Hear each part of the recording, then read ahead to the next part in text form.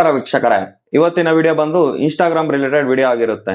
ನೀವೆಲ್ಲ ಆನ್ಲೈನ್ ಅಲ್ಲಿ ಇರ್ತೀರಾ, ನಿಮ್ ಫ್ರೆಂಡ್ಸ್ ಎಲ್ಲ ಯಾರ್ಯಾರು ಆನ್ಲೈನ್ ಇದಾರೆ ಅಂತ ಚೆಕ್ ಮಾಡ್ತಾ ಇರ್ತಾರೆ. ಆ ಆನ್ಲೈನ್ ಸೆಟ್ಟಿಂಗ್ಸ್ ನ ಹೆಂಗ್ ಆಫ್ ಮಾಡ್ಕೊಳೋದು ನನ್ನ ಈ ವಿಡಿಯೋದಲ್ಲಿ ಕಂಪ್ಲೀಟ್ ಆಗಿ ತಿಳಿಸ್ಕೊಡ್ತೀನಿ. ನೀವು ಈ ಸೆಟ್ಟಿಂಗ್ ಆಫ್ ಮಾಡೋದ್ರಿಂದ ನೀವು ಆನ್ಲೈನ್ ಅಲ್ಲಿ ಯಾವಾಗ ಬಂದಿದ್ದೀರಾ, ಯಾವಾಗ ಹೋಗ್ತೀರಾ ಏನು ಗೊತ್ತಾಗೋದಿಲ್ಲ.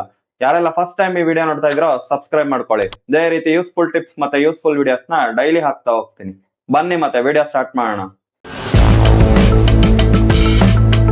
ಹಲೋ ಗಾಯ್ಸ್, ಫಸ್ಟ್ ನೀವು ಇನ್ಸ್ಟಾಗ್ರಾಮ್ ಓಪನ್ ಮಾಡ್ಕೊಳ್ಳಿ. ಇನ್ಸ್ಟಾಗ್ರಾಮ್ ಓಪನ್ ಆಗ್ತಿದಂಗೆ ಡೌನ್ ಅಲ್ಲಿ ಪ್ರೊಫೈಲ್ ಐಕಾನ್ ಇದೆ. ಆ ಪ್ರೊಫೈಲ್ ಐಕಾನ್ ಮೇಲೆ ಕ್ಲಿಕ್ ಮಾಡಿ. ಅದಾದ್ಮೇಲೆ ಮೇಲ್ಗಡೆ 3 ಲೈನ್ಸ್ ಇದೆ. ಆ 3 ಲೈನ್ಸ್ ಮೇಲೆ ಕ್ಲಿಕ್ ಮಾಡಿ.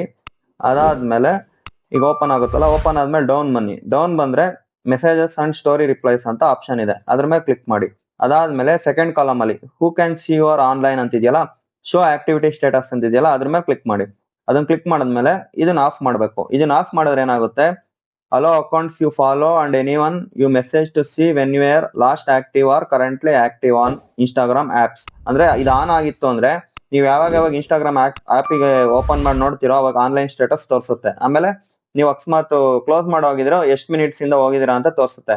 ಇದನ್ನ ಆಫ್ ಮಾಡೋದ್ರಿಂದ ನೀವು ಯಾವಾಗ ಆನ್ಲೈನ್ ಬಂದಿದ್ದೀರಾ, ಯಾವಾಗ ಆಫ್ಲೈನ್ ಹೋಗಿದ್ರೆ ಏನು ಗೊತ್ತಾಗೋದಿಲ್ಲ. ಇದು ಒಂದು ಸೆಟ್ಟಿಂಗು. ನೆಕ್ಸ್ಟ್ ಅದ್ರ ಕೆಳಗೇನೆ ಶೋ ರೀಡ್ ರೆಸಿಪ್ಟ್ಸ್ ಅಂತಿದೆಯಲ್ಲ, ಇದನ್ನ ಓಪನ್ ಮಾಡಿ. ಇದನ್ನ ಆಫ್ ಮಾಡಿದ್ರೆ others can see when you read their messages. On ಆಗಿದ್ರೆ ನೀವು ಮೆಸೇಜ್ ನೋಡಿದ್ರೆ ಗೊತ್ತಾಗುತ್ತೆ ಸೀನ್ ಅಂತ.